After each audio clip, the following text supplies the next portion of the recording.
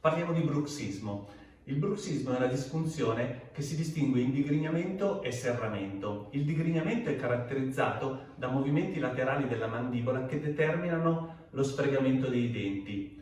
Nel serramento invece si tende a tenere i denti molto stretti con pochissimi movimenti o assenti movimenti della mandibola.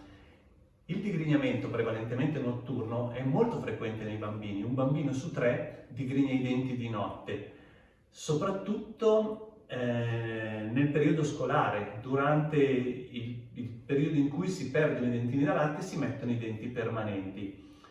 Il digrignamento notturno di norma non arreca particolari danni ai dentini da latte, se non una loro maggiore usura che non deve preoccupare.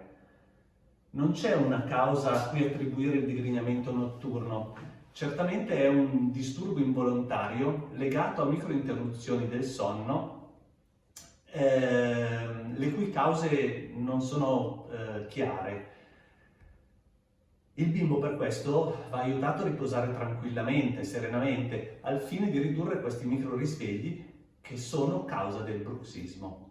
Per il digrignamento notturno nei bambini non è quasi mai necessario l'utilizzo precoce di dispositivi intraorali. Diversa è la situazione per l'adulto. Un 15-20% degli adulti digrigna i denti di notte o serra prevalentemente durante il giorno.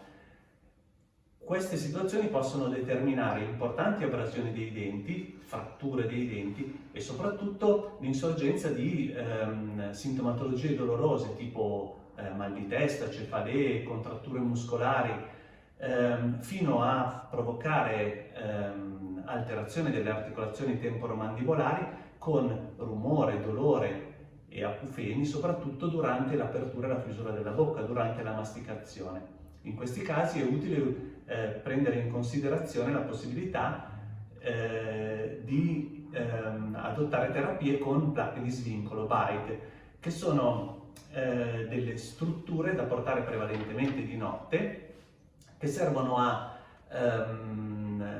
alleviare le tensioni sia sui denti sia sulle articolazioni e a determinare un mio rilassamento, una riduzione delle contratture muscolari. È utile adottare tutta una serie di strategie che favoriscono il buon sonno, che favoriscono quindi l'evitare di queste microinterruzioni, quindi questi microrisvegli. Tra questi anche un'alimentazione corretta, per esempio cibi che contengano magnesio, come i cereali integrali, ma anche il cioccolato fondente, il cioccolato amaro, legumi e soprattutto una sana attività fisica.